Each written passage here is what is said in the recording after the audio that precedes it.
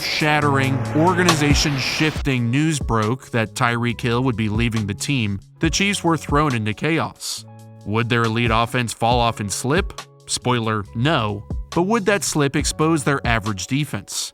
Andy Reid, Steve Spagnuolo knew they had to change that side of the ball to offset the Tyreek loss to field a more complete team, so they leaned into the cutting-edge, more modern elements of defense and shut down the league. It took them a while to effectively implement these changes, but in the second half they were 10th in the league in efficiency and allowed just 20 points to the Jags and just 20 to the Bengals.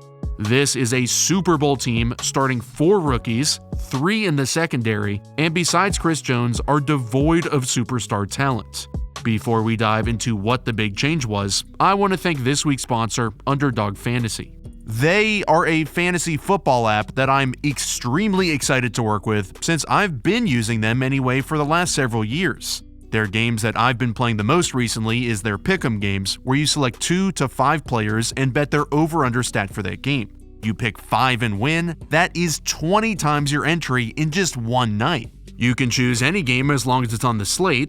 I'll take a bunch of overs. Everybody eats. Mahomes 314, Kelsey touchdown, Hurts can't stop running, AJ Brown's yardage, and we'll give Miles Sanders a tutty too. What's fun is you can make any pick you think is going to win, and then you put down however much, let's say $30, and 30 times 20, that is $600. As long as you choose any player in the slate, you can play whatever and whoever you want. It's easy, it's simple, you can win a lot of money. Use my promo code Rollins to get a match deposit of up to $100. So you put in $100, it instantly turns into $200. That's promo code Rollins. Alright, so the main change in the Chiefs' schematic approach was to start utilizing split safety coverages the most of any team since 2018, 57%. A split safety coverage refers to 2 high safeties. It's typically stronger against the pass, but weaker against the run. We'll get into that second one later.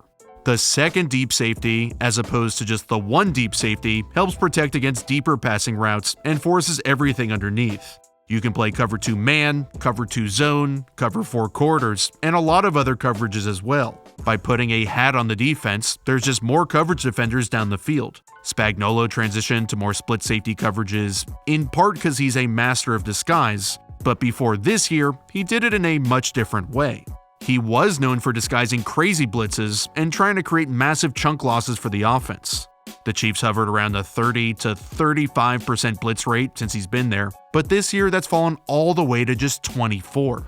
Despite the massive drop-off, they are still second in the league in sacks. Because Spags shifted his coverage and defense, he's discovered a new way to disguise. By starting from these 2 high split safety shells, he can neutralize classic 1 high safety beaters, which limits what the offense can do.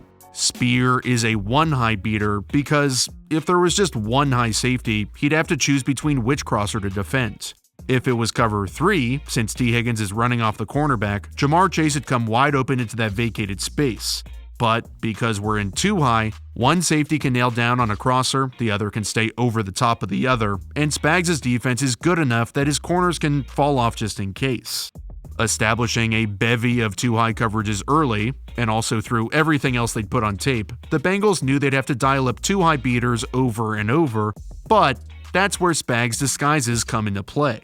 Burrow was sacked 5 times in the AFC Championship, but surprisingly, every single one of them were coverage sacks, meaning the Chiefs took away his first, second, and third read, forcing him to hold the ball, then the pass rush got home. Here they're showing split safeties, and the Bengals have 2 split safety or 2 high safety beaters with a smash concept and then domino. Smash is good against 2 high because it targets the curl flat defender underneath, and Burrow can throw to whichever receiver he doesn't guard. And domino is good because it forces the Mike backer to make a similar decision. However, when the play starts, the Chiefs roll into 1 high safety, cover 3, and smash is dead. The cornerback drops deep for the corner route, and the safety takes the flat. Burrow progresses to the backside dig from domino, but the Mike backer isn't in conflict because the other curl flat defender can sit underneath, and the pass rush makes him pay. Then later in the game, more disguise, the Chiefs drop a safety down into what looks like 1 high, but at the snap roll into 2 high, which completely throws Burrow off. One of the reasons they've had so much success with rookie cornerbacks littered all around is these split safety looks, since the corners can just sit there and play press with help over the top. It is one thing to play press coverage without deep safety help, because then if you miss, he's gone, you're screwed. But if you whiff as a cover 2 zone corner, there are 2 guys back there who have your back. The Chiefs played press coverage on a whopping 44% of their coverages, which is second most in the league. And because they play split safety all the time, it really takes a lot of the onus off these first-year players. That's not to say their jobs are easy, because Spags puts a lot on their plate mentally when playing match zone coverages.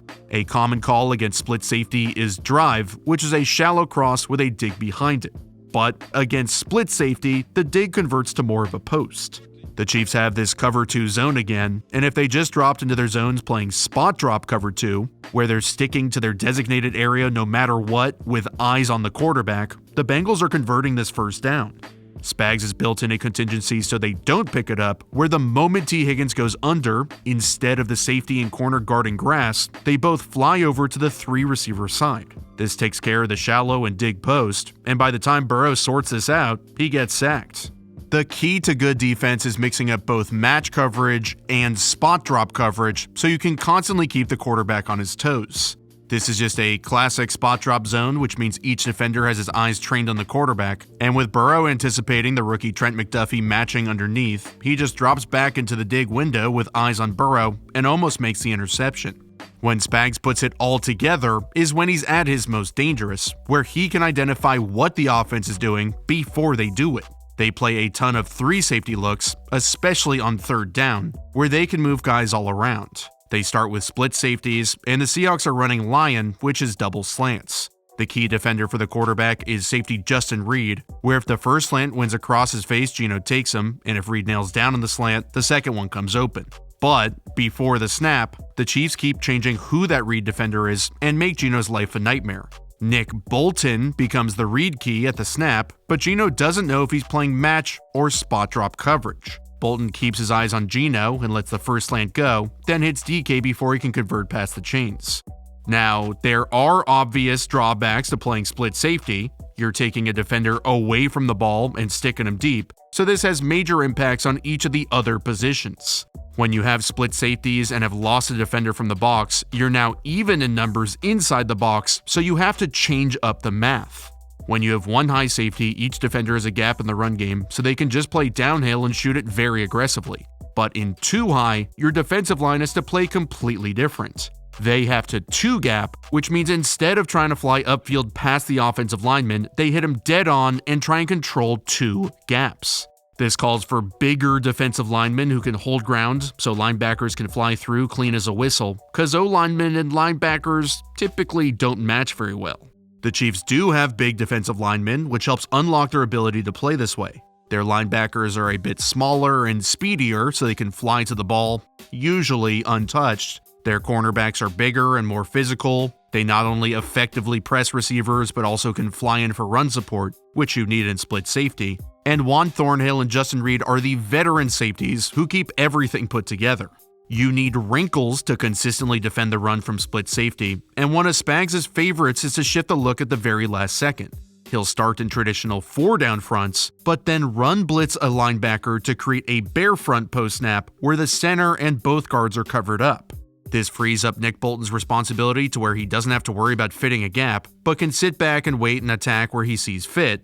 Probably why he was second in the NFL with 180 tackles. The Seahawks saw the Chiefs basing out a split safety and dominating teams up front with their bigger defensive linemen, so they created longer surfaces, which means they added more tight ends to the core of the formation to stretch out these linemen. But the Chiefs still controlled the line of scrimmage, and their linebackers were still able to bounce off the O-line when needed. This is not a defense that has superstar talent, but that's not to say they are completely without it.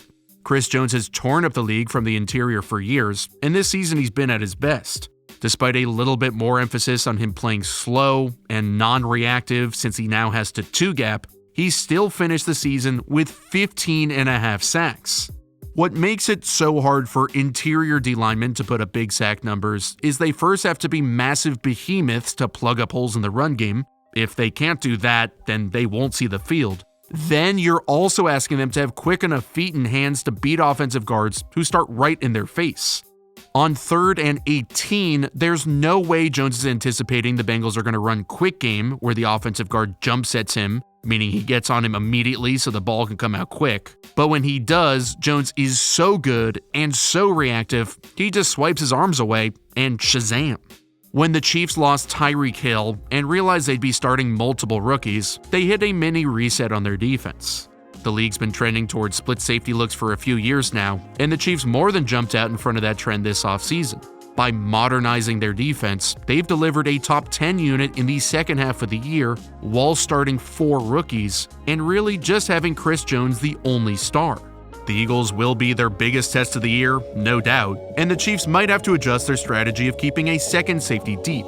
If their behemoth defensive line can hold steady in the trenches and allow them to hang back on their split safety shells, the run will be neutralized, the pass will be obliterated, Spags will slice, dice, nice, and the Kansas City Chiefs will win the Super Bowl.